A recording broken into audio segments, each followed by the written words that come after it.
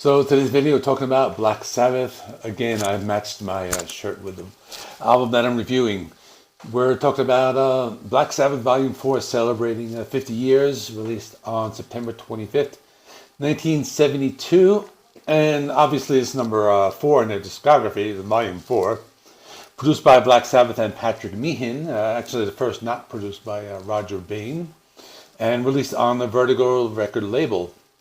So this is a follow-up to Master of Reality. Master of Reality was something I reviewed last year for its 50th anniversary, and that's always been known as like that, like the first like stoner metal album, or it was a really groundbreaking album as far as like heaviness. And this was, you know, they kind of like took it up a notch. Like this is a really heavy album. Now, the thing with this album is like they were doing like a lot of cocaine like during this album, and I'm not saying that's a good thing, but the resulting of all that cocaine use was a very like heavy and just a groundbreaking album with lots of good songs. So that was the result of it. This is an album that when I was younger, I think I didn't own it. I didn't listen to it till later on. I think this album caught my attention when that Nativity in Black album came out by that Black Sabbath covers album that came out in the 90s, and the band Ministry, under the name of 1000 Homo DJs, did a cover of Supernaut,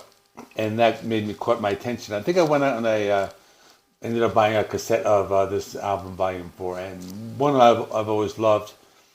It's very iconic. There have been many bands paying homage to this album cover. So, for example, the 1992 Peaceful compilation, there's Volume 2 EP by Sleep, and the Planet Caravan EP by Pantera. So all of those, as you can see, you use that image. This is an album that's kind of dark. It has lots of feelings of like loneliness and kind of sadness. You got the Ballot Changes. So let's talk about all that. So the album opens up with Wheels of Confusion, and that's like an 8-minute long song. Probably like one of the first like epic like metal songs. It's just, I mean, it starts with like this like rock guitar solo, but then it just gets really heavy with those really heavy like staccato riffs, you know, like slow Tony Iommi's like riffs. And the song, the lyrics are about like feelings of being afraid and lonely. So the song itself evokes feelings of loneliness, alienation, and there's just things like that. It's slow and heavy. It's pretty cool breakdown in the middle that kind of goes into like a prog rock direction a little bit. And then like the second breakdown, it's a little more psychedelic. So it's one of those songs with lots of twists and turns, lots of changes. Ozzy gives a really good vocal performance. And that's the first track. The next track, Tomorrow's Dream. This is just classic Black Sabbath. It's kind of like a sad song about heartbreak, walking away from a relationship. Just really cool, classic Tony Iommi style riffs. It's slow, it's heavy, and Ozzy definitely delivers on this song. Then is the Ballot Changes. This is something that was kind of very ahead of its time. I think the first time I heard this, it sounded like something that would be like on almost like an Ozzy Osbourne solo album, like one of those types of ballads. But this is from 1972. It's a sad song about losing someone you love. Played on the Mellotron. It does some type of electric piano. Tony Iommi was, learned this like repetitive riff that goes throughout the song. And it's pretty cool. It's like an orchestra song and has like softer singing with Ozzy. Actually, I like the version he did with his daughter Kelly, like many years later. So that's a pretty cool version. Then there's FX, which is kind of like a throwaway, I guess. The thing is, like, they meant it as a joke. I think like Tony Iommi's like crucifix fell from his neck and it fell onto the guitar and made a sound. So they started like dropping objects on the guitar and recorded it. It was kind of a joke, but in the end, like when you're listening to the album, it kind of just like kind of feels out. The next song is Supernaut. This is the one that kind of attracted me to this album. Really awesome headbanger, great riff, talking about just like going through life. This is just classic heavy metal. This is like metal ahead of its time. It's fast paced, got the cool drum solo in the middle. Those cool like Santana like rhythms in the middle of doing that drum solo. That's pretty cool. You got those great Ozzy vocals. That one's good. And then Snowblind, another classic metal song. This one is about cocaine. You know, if you didn't know it, you listen to the live version on Ozzy Osbourne's Speak of the Devil album, and he like just yells cocaine after like every verse. It's so funny, but they actually wanted to call the album Snowblind, but I think the label Vertigo didn't want them to do that. But definitely a great song. Then Cornucopia, that one is so underrated.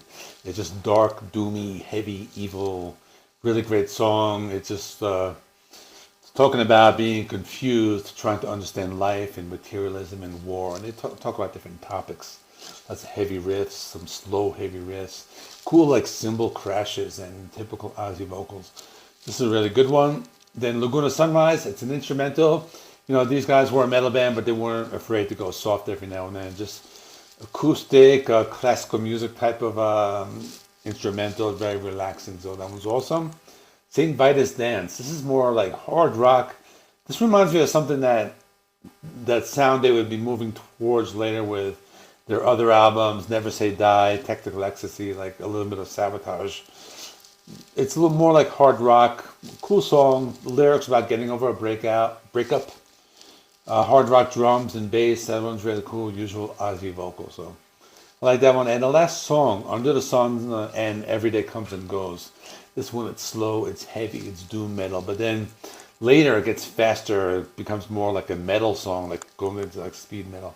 And then like the third part of the song gets slow and doomy. Very dark and haunting song. A song about like criticizing religion at first, but then like the second part, living life how you want. Great riffs by Tony Iommi. It's just mid-paced. It gets a little slow at times.